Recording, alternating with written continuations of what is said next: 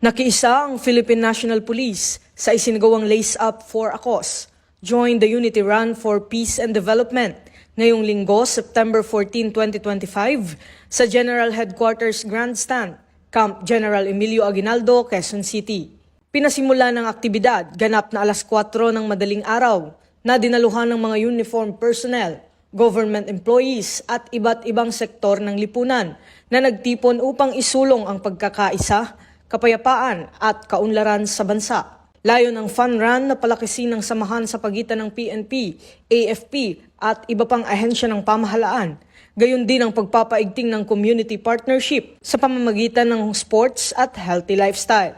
Sa pamamagitan ng partisipasyon sa nasabing aktibidad, ipinakita ng PNP ang kanilang patuloy na suporta sa mga inisyatibong nagsusulong ng pambansang pagkakaisa at pag-unlad tungo sa isang mapayapa at progresibong pamayanan.